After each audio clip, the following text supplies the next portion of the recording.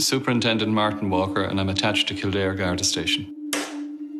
In 2013, I was an inspector in Carlow, and on the occasion of the bank holiday weekend, the last weekend in July, I received a telephone call from one of the members in Carlow Garda Station, and he reported to me that he'd received a missing person report from a Kathleen Chada in Ballinkillen in Bagnallstown, just outside of Carlow town. All I kept thinking was, am I overreacting? Am I being silly about this? And was just trying to rack my brains as to where could they possibly be. The report suggested that her husband, Sanjeev, and her two children, Eoghan, who was 10, and Ruairi, who was 5, that they'd gone to the bowling alley in Carlow town and they had failed to return. Gardaí have appealed for assistance from the public in tracing the whereabouts of a 43-year-old man and his two children. Mr. Chada had taken the two children away, which was unusual and had never happened before. There was no domestic violence associated with the family. There were no incidents of serious assault or anything like that. It was so out of character. I didn't know really what to be thinking. All information was rolling in and we were setting up lines of communication with the Gardaí in Carlow to try and piece together the movements and what we were dealing with here. Personally, I had serious concerns and reservations at this stage. I thought that we had to get to the bottom of it, and time was of the essence.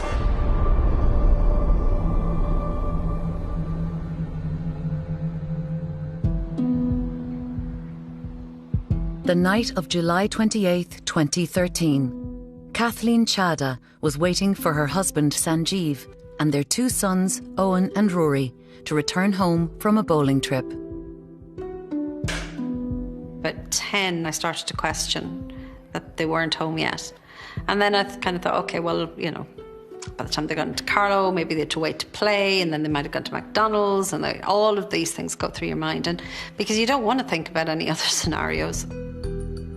I realised when I went to ring him that his phone was upstairs. I think I sat on the sofa, kind of willing myself to wait until 11 o'clock. And then I phoned my brother. Brian came down to me and we drove into Carlow. All the way into Carlow, I kept hoping that I'd get a phone call from Sanj, that he would have arrived home, seen the note that I'd left literally inside the front door. I think I'd even stuck it to the floor so it couldn't get blown away, going, ring me as soon as you get this. When we got to Carlow and into the bowling alley, it was completely closed up, lights off, everything. The whole place was in darkness.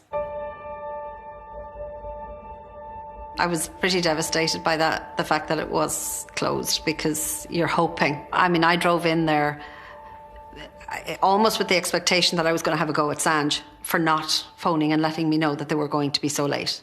That was what I hoped. That's what I wanted. I know it was after midnight. We got back, driving up the road towards the house, willing the car to be there, and my heart sinking when it wasn't there. And that, I think, was the moment for me where I went, there's something up here. There's something really, really wrong. We got into the house and phoned the guards pretty much straight away. At 1:30 a.m, Gardaí in Carlow opened a missing persons case for Sanjeev, Eoghan and Ruairi Chada.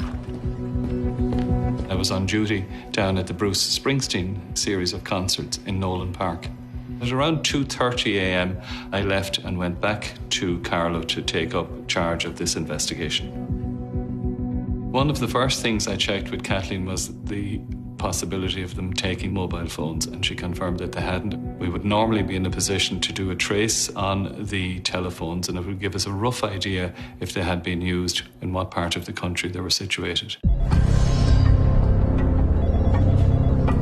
Eoghan and Ruairi were wearing baseball caps and casually dressed in tracksuits. And they were very distinguishable. Eoghan had long hair, long dark hair, sallow complexion, whereas Ruairi was shorter hair. Sanjeev himself was casually dressed in jeans and longish hair also. Key to any missing persons case is an early response. I feel that the first 12 hours are more important than anything else. It's fundamentally important to get everything done during that particular time. Martin began to piece together the events of July 28th in the Chada home. The day started like any other. On that Sunday morning, I remember Sanj brought me up breakfast in bed when he said he was thinking of bringing the boys bowling in Carlow. He said, look, if you want to stay and you know, do something yourself or whatever, you work away. And there was nothing unusual in that. But Martin spotted something wrong. Sanjeev and the children left to go bowling shortly before 6 p.m. I learned that the bowling alley was actually closed at 6 p.m, so it wasn't the destination he suggested he was going to at all. There must have been an ulterior motive for leaving the house at that stage. I had a gut feeling that there was something terribly wrong here. That sixth sense of a policeman of 41-year service. I felt an absolute responsibility on my shoulders. I had to take this in hand and lead it out until it was progressed to a conclusion.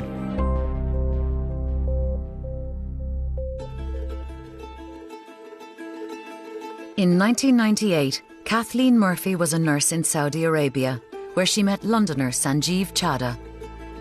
He was working with the bank, so he's in finance and he was working in one of the banks over there. He was very easygoing and he was liked. He was the sensible guy, he was funny. We started going out, I suppose, pretty soon after we met.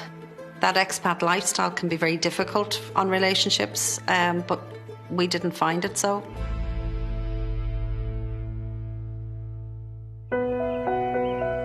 The couple eventually moved home to Ireland, where they had their first child, Eoghan, in 2003. We wanted Eoghan to go to school in a small country school. I was happy. I was going home. You know, we were going back to Ballinkillen where I was brought up. I mean, I always said, you know, when I was growing up, I thought I'd never get out of there. And as soon as I had Eoghan, I thought I'd never get back. Their second son, Ruairi, followed in 2008. We were lucky enough to be in the position to have one of us at home. You know, we could afford to do that. So we made the decision that Sanj would become a stay-at-home dad and I would be the one to work. I had a job that I really loved. I worried that as a stay-at-home dad that he would be more isolated than, say, if it was me that was at home. But he certainly wouldn't have given that impression. He knew more about what was going on in Ballinkillen than I did.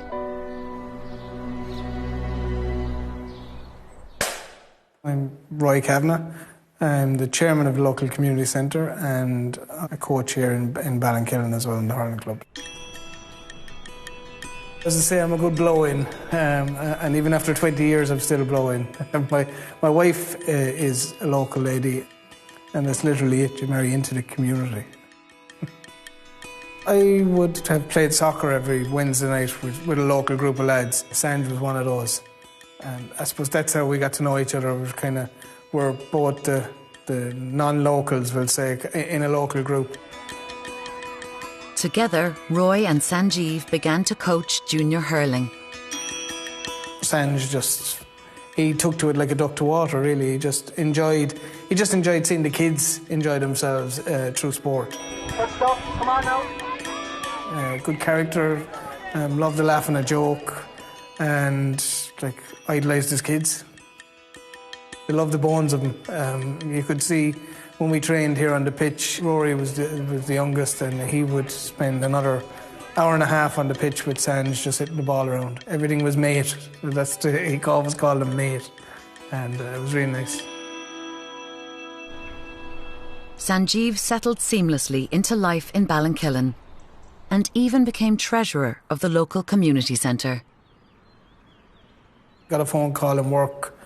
Sanj came on the phone and he said, listen, Roy, he said, you're going to hear some things about me, but I want you to hear it from me first. So I said, okay, what is it? And he said, listen, there's money gone missing from the community centre and, you know, I'm involved. That's the way he put it to me. We were at home one day and I got a phone call from my mum. Could I come over? The local parish priest had just come to them to tell them that Sanj had been embezzling money from the community centre. I was aware there was a formal investigation and that Mr. Chada had stolen or misappropriated 56,000 euros from a local community project. And he had been interviewed by the local sergeant in relation to that, and he had admitted his part in it. And I was shocked, upset, I cried, phoned him, was angry, and he just didn't come home. He just didn't want to face it. He didn't quite disappear, but I have no idea really where he ended up that particular day. I look back on that and I think about his demeanour and what was he like, and he was upset, quiet, and he was embarrassed. I do believe he was embarrassed.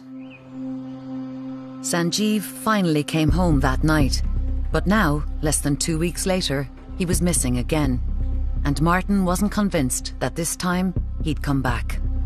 This was probably the main point which I concentrated on and reinforced my opinion that there was something seriously wrong in this case. By 5 a.m, Martin issued a nationwide alert for Sanjeev's car. We had an ANPR automatic number plate recognition system which had an alert on the vehicle. It was a green Ford Focus hatchback, registered number 06CW238. And all toll booths had been notified. And if the vehicle had gone through, we would have been in a position to identify it.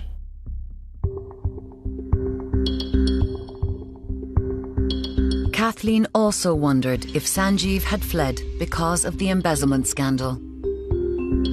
She suggested that he may have gone up to his brother who was living up in Ruairi. We contacted our colleagues in the PSNI and asked them to do a call in Ruairi, and at the same time Kathleen had taken it upon herself to ring her brother-in-law. I thought maybe that's where they'd gone, maybe he'd just driven up there. He needed to get away, and they weren't there. Sanj's brother, bless him, came down. He actually got in the car and came straight down. Kathleen now considered a second possibility, Sanjeev's family in London. I had a timeline in my mind that if they left the house at 6 o'clock, they would get to Rosslare by 7, and there was a ferry at about 9:30 that night. He'll be driving through the night, and he's probably sat outside in the car waiting for them to wake up. So I asked his sister to go out and have a look. I'm sitting there on the phone waiting for confirmation that that's where they were. What I hadn't realised until talking to Martin afterwards was that actually the Irish Guards had been in touch with the UK. We went through Interpol, and the London Met carried out that inquiry and literally doorstepped the individuals concerned, and they came back within a couple of hours confirming that no, he hadn't arrived there in London. We have a system where we put all airports and ports on alert, and by about 8 a.m. I was satisfied that Mr. Chada and the children hadn't left the country at all. It was now 14 hours since Sanjeev Chada and the boys had last been seen. We had checked on the address in London, he wasn't there. We had checked with his brother, he wasn't there. We had an alert out for him. We had carried out searches, and there was still simply no sign of the vehicle or the 3 missing persons.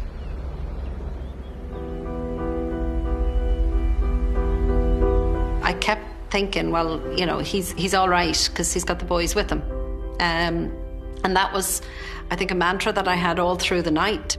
I remember saying to him early on after the embezzlement, and when he had disappeared on that very first day, I remember saying, please don't do anything stupid. Please don't, talk to me. Now Kathleen was left with even more questions. You're sitting going, why would he do this to me? Why would he do it to Eoghan and Ruairi? Why would he take them away like this? They have to be frightened. They have to be wondering. You're at that stage trying to see, could he be anywhere? By 8:30 a.m, businesses around Carlow town started to open, and Gardaí could begin a frantic trawl for CCTV footage. I got notification, one of the guards came in to me with CCTV, which had captured the little boys and their father in a retail outlet in Carlow town. The CCTV was recorded at around 7:30 p.m. on Sunday evening. It was the very time Sanjeev Chada was supposed to be at the bowling alley. You could see the two little boys running around buying sweets and chocolates and Tato, and one of them bought a little magazine. It appeared that they were stocking up for perhaps a journey. That's what came into mind first. My gut feeling was there was something terribly wrong, terribly sinister, terribly dark about this whole event, this missing person episode. Sanjeev Chada and his two sons, Eoghan and Ruairi, were missing. When he drove off in his car, Sanjeev said they were going bowling in Carlow, but the alleys were closed. Inspector Martin Walker knew time was not on his side. Normally, you would locate missing persons close to home and within the first 5 or 6 hours, unless there was something terribly wrong. By 9 a.m, Sanjeev Chada and his sons had already been missing for 15 hours. As the morning progressed and we were getting no reports, we were becoming more concerned and we were escalating this missing person then to serious risk. Martin poured more resources into the search and engaged services outside the Gardaí. We called in civil defence at the first available opportunity, which was around 9 a.m. We had the Garda helicopter and it was carrying out a systematic search, radiating out from the home in Ballinkillen, but concentrating on the river and the forestry and park areas. In the village, word of Sanjeev's disappearance with the boys was beginning to spread. A friend rang me and he informed me. I immediately rang Sanj, actually. I don't know what I was thinking, but I rang his phone. I left a voicemail just saying, listen, Sanj, whatever is going on, just bring the chaps back. You can get this sorted, you know, it's not too late. And all I kept thinking was, how am I going to get the boys through it? When they come back, they're going to be met by a barrage of guards and so many people, there's going to be strangers. And I knew, the boys would be frightened by that. And potentially they were going to see Sanj being put into a Garda car and taken away. Like Gardaí, Kathleen Chada was also searching for clues to where Sanjeev could have gone. Somewhere around 10 o'clock in the morning, my brother brought me into the bank in Bagnallstown, Bank of Ireland, to see if there was activity, had he taken money out or anything, and there was no activity on it. I remember hearing a helicopter quite close by. And again, it didn't register with me that that was connected in any way. And yet, God love him, the first thing my brother thought was, they're looking for the boys, they're looking to see if they've gone into the barrow. The air support unit would be concentrating on finding and locating the car.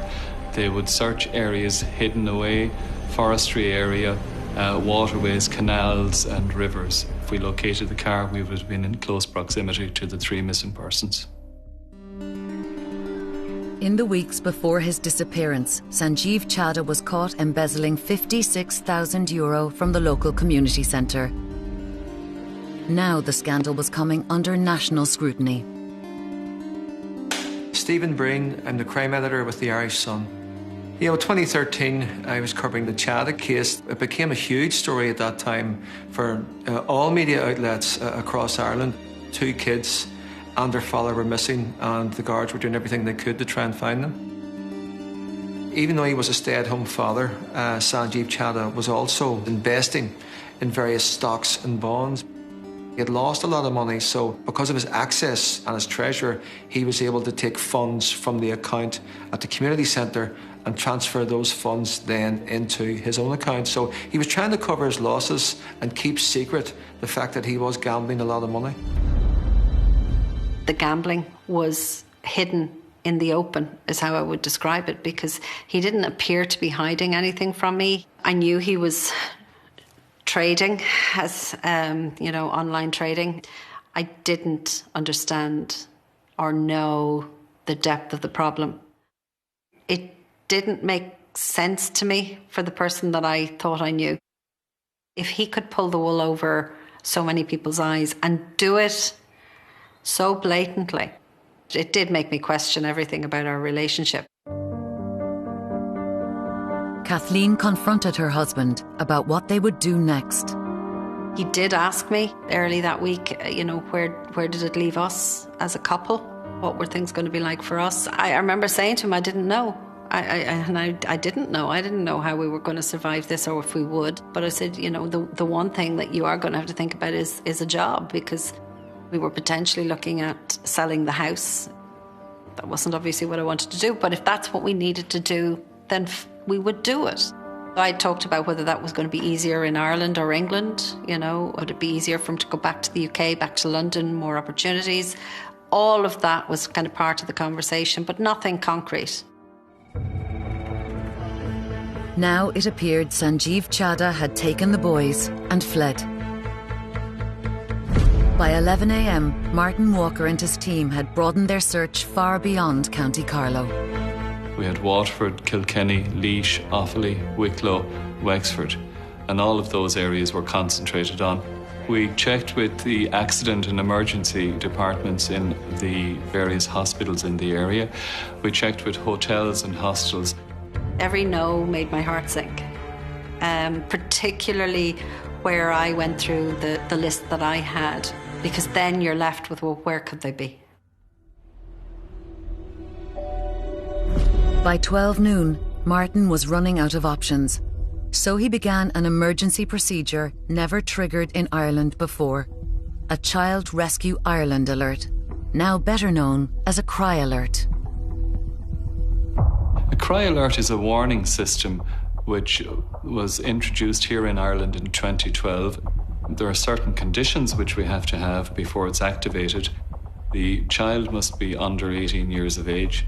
There must be a reasonable belief that the child has been abducted, that there is sudden or immediate risk to the health and safety of this child, and that we have sufficient information to give to the public to encourage a response. It's a way of the guards utilising the assets at their disposal in terms of the media, online, print, television, radio. NRA, National Roads Authority, HSE, Iarn Road Air and Bus Air, and all immediately put a plan which was well rehearsed and prepared into action.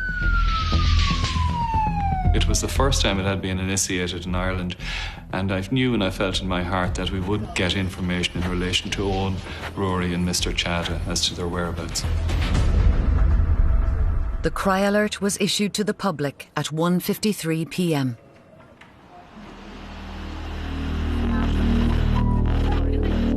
Gardaí have issued a child rescue alert. They've appealed for assistance from the public in tracing the whereabouts of a 43-year-old man and his 2 children who've been missing since yesterday evening. Sanjeev Chada and his 2 sons, 10-year-old Eoghan and 5-year-old Ruairi, haven't been in contact with their family since leaving their home in Bagnallstown in County Carlow. For the first time, Gardaí are using 110 electronic signs on main roads around the country to publicise their appeal. Mr. Chada is driving a green Ford Focus, registration number 06CW238. Anyone with information is asked to contact Gardaí.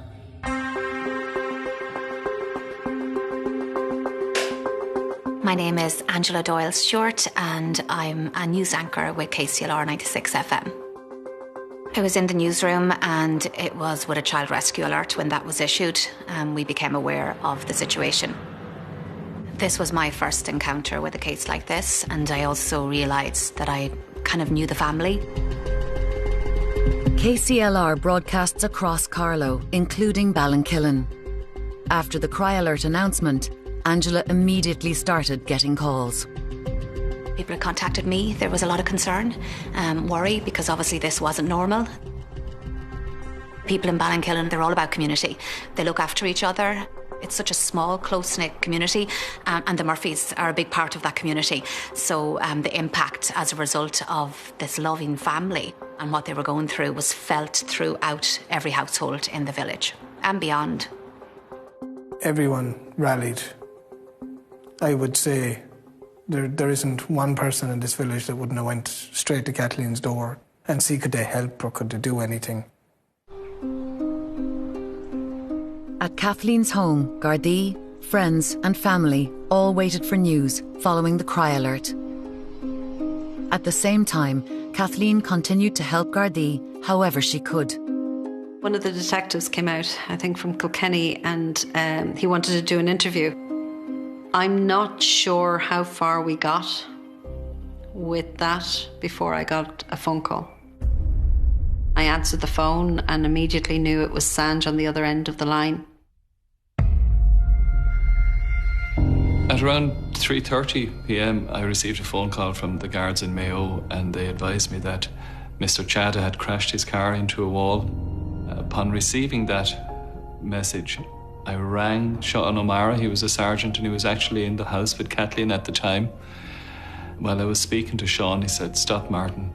He said, "The husband is talking to Kathleen as we speak." I think he started off the conversation with, "There's been a crash." And I was like, "Oh, are the boys okay?" And he said, he actually said, "They're dead in the back." No, they're dead in the back.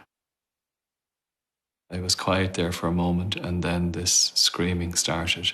And he said, "The two little boys, Eoghan and Ruairi, were found dead in the car." I lost it at that point, and the detective I know took the phone from me at that point. And the look on his face, I knew. And I willed him to tell me that they were okay, but he didn't. All he said was, "I'm sorry." Gardaí at the Chada home in Ballinkillen near Bagnallstown in County Carlow tonight, as friends and family comforted Kathleen Chada after the devastating news her young sons, aged 10 and 5, had been found dead in County Mayo after leaving their home. My phone just didn't stop all day. People were just shocked. They couldn't understand it. Everyone wanted to see the boys home safely. They wanted everyone to be home safely. They didn't expect this. When they found out, yeah, it was just shocking. In County Mayo, Gardaí scrambled to piece together events at the scene of the crash. Gary Walsh, Superintendent, station in Ballina Garda Station. 2013, I was the Detective Sergeant in Castlebar Garda Station, and I had responsibility for serious crime investigation both in the Castlebar and the Westport districts. I got a phone call from my Detective Inspector Tom Fitzmaurice, and Tom told me that a traffic collision had occurred in Westport. Well, on the way to the scene, I'm in communication with Gardaí at the scene and Gardaí in Westport Station, and things are quickly coming into place. Information is already coming from Carlow. The collision itself was witnessed by at least 2 other road users on the day, and then some other locals gathered at the scene, so they were the first people to interact with Sanjeev Chada. One of those people noticed car seats in the rear of the Ford Focus. So I think immediately became concerned, well, are there children present? Could they have been thrown off the seats? Are they under the seats? So a little bit of a search commenced. One of the witnesses at the scene went to the boot of the car, opened the boot, and made the shocking, traumatic discovery of the bodies of Eoghan and Ruairi in the boot of the car.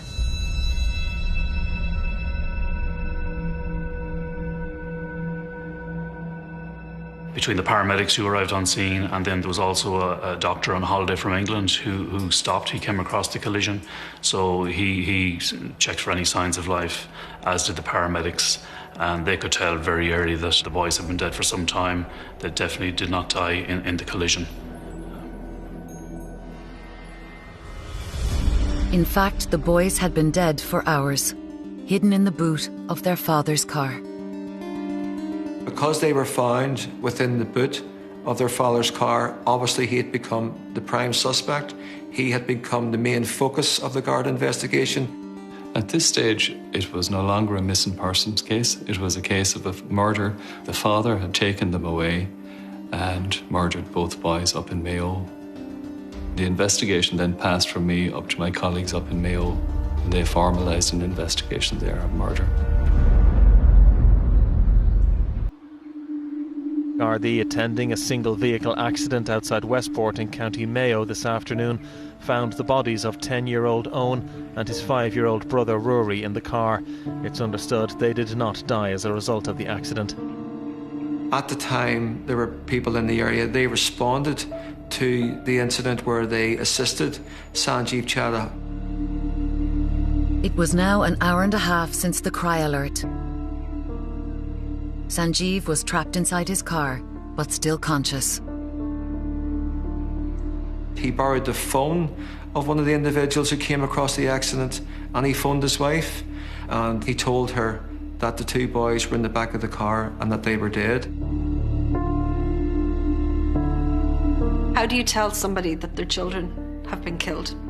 You don't ever say that in an easy way. There's no softness about it. All you can ever do is do it with as much care and empathy as is possible. And he didn't even give me that. I remember that moment so well. It's something that you'll never forget realistically. The murderer rings his wife and tells him he's murdered his 2 children and doesn't give any explanation as to why.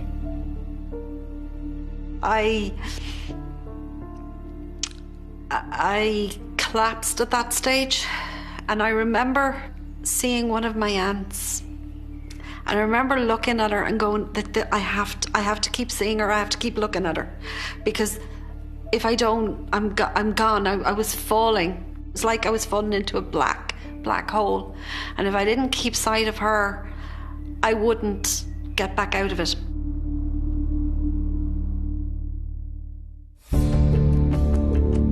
In County Mayo, Detective Sergeant Gary Walsh now began a murder investigation.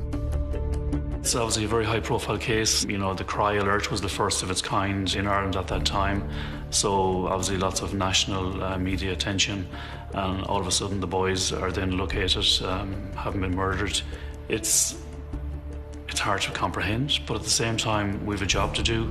The professional aspect kicks in. We have to commence an investigation and find out exactly what happened and why it happened.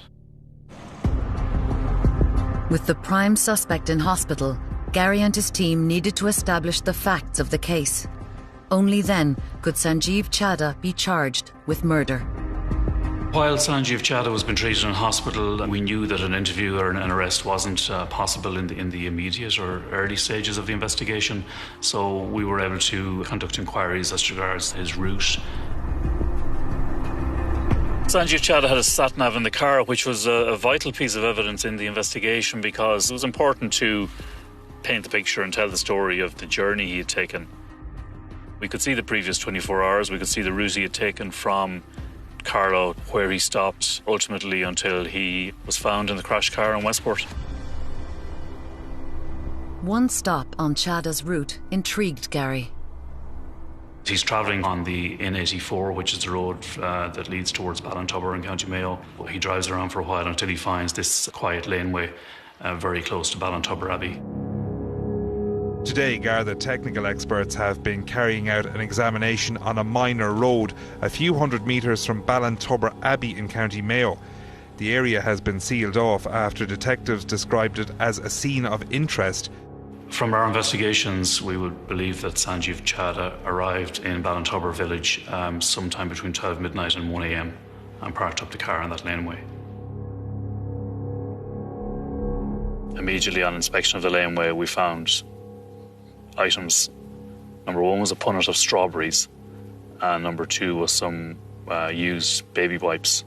The punnet of strawberries was very significant because we could prove that they were purchased at Tesco in Carlow by Sanjeev Chada before he left Carlow the evening before. From those initial investigative inquiries, we were satisfied that we now had our crime scene. This is the location where Sanjeev Chada murdered his 2 sons.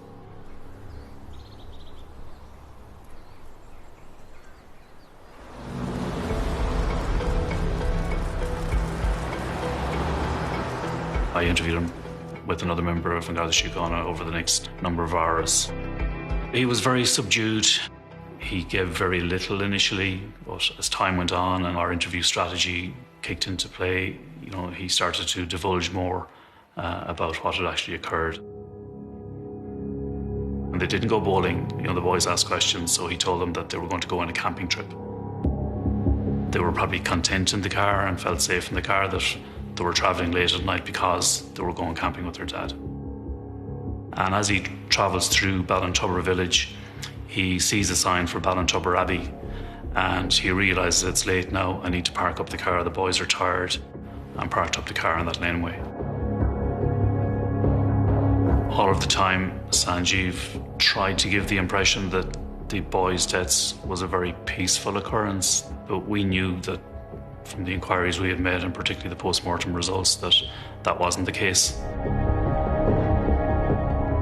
So we had to probe him on that throughout the interview process, and that took a lot of questioning to get him to the point where he admitted that, okay, this was a more violent encounter in the car than I wanted to tell you initially.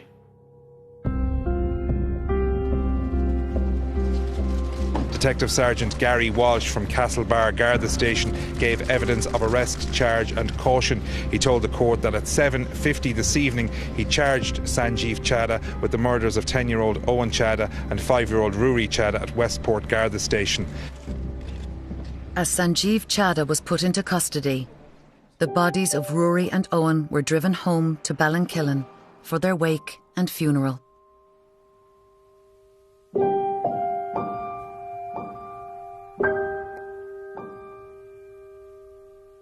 So we brought them home and brought them upstairs to their bed, the same bed that they had been sharing. And they were able to be in their own bed for those last couple of nights. And I think that was the first realisation of the damage and the hurt that had been done to them. It was tough. It was very tough because the boys were waked in the house and Kathleen brought every one of us up. She had them laid out in their beds for us to see them and say goodbye.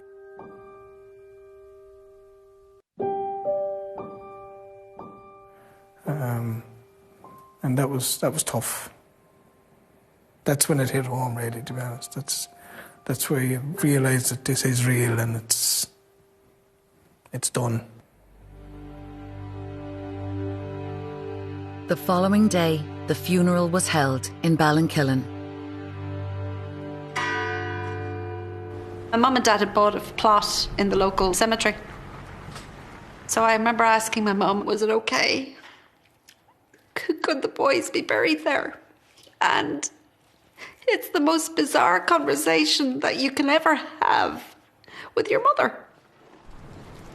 All the local clubs between GAA, community centre, schools, everybody was involved, everybody. It was a very, very, very moving ceremony and very, very sad from the community as a whole.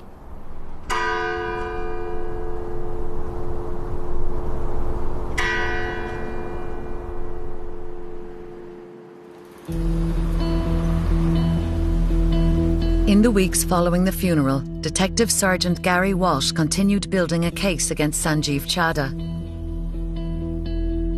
Even though he'd confessed to the murders in his statement, he could still plead not guilty in court.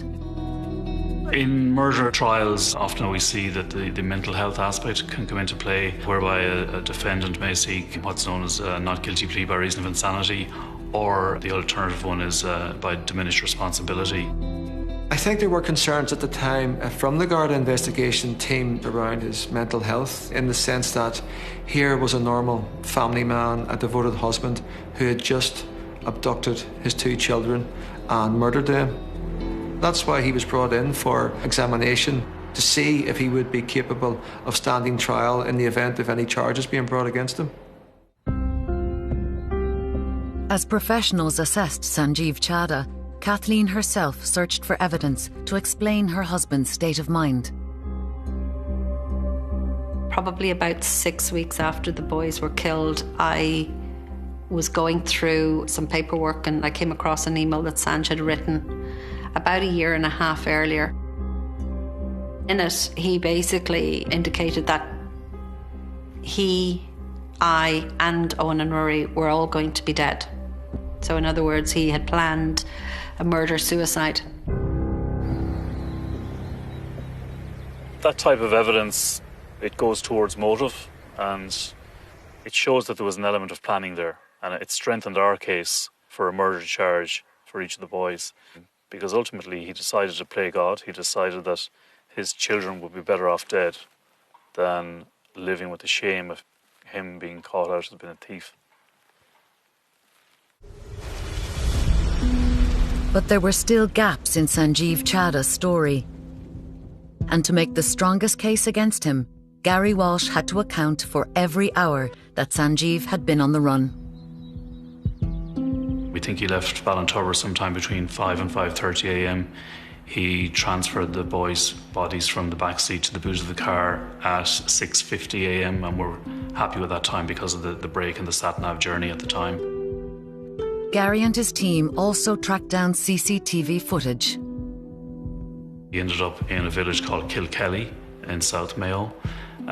There's a filling station there on the N17. He purchased €15 of petrol for the car, and he purchased a cup of coffee in the shop, and he drove away again from there. He went for a coffee. You know, he had the presence of mind to do that. He had his 2 children in the boot of his car who were now dead, and he went for a coffee.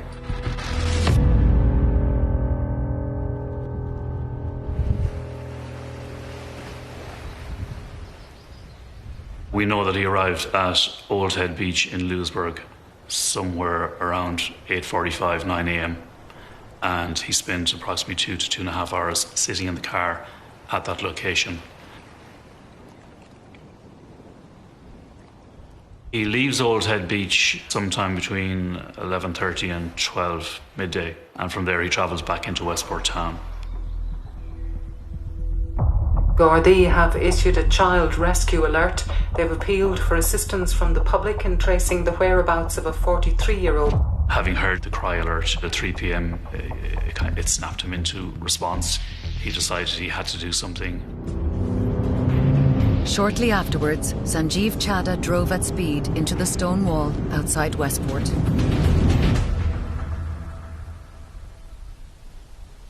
Questions were asked about his state of mind, and he was taken to the Central Mental Hospital. He was examined by numerous doctors, and each and every doctor who examined him did clearly state that, you know, he wasn't mentally insane, and he was capable of standing trial, and he was responsible for his actions.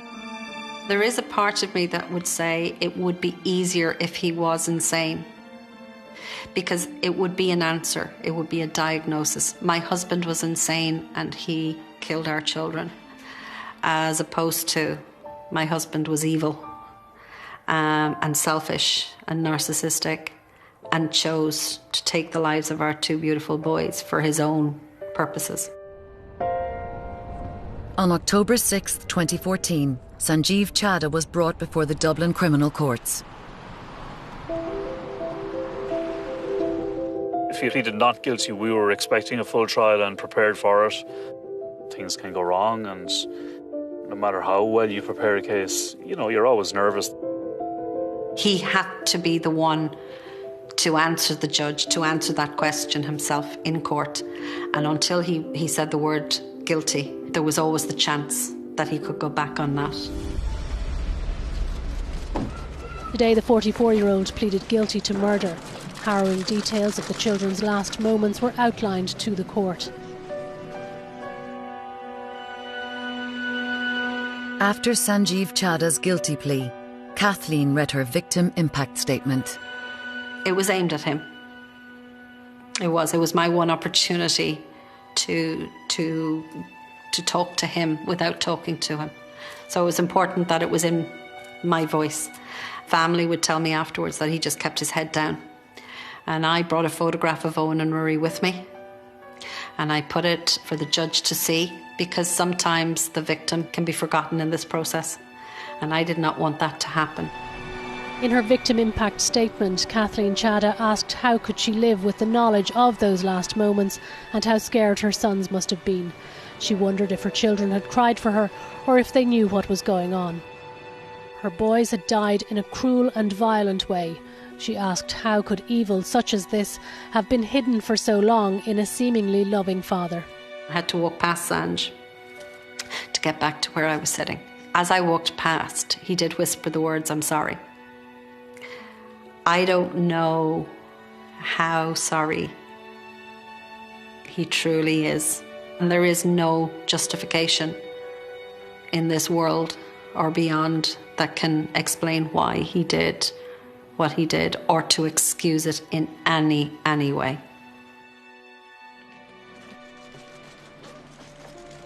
Sanjeev is now doing a life sentence in prison with people of his own ilk, and that's where he should remain. The overall sense of loss, the needless and senseless murders of Eoghan and Ruairi, you know, their lives taken away from them, just a terrible crime.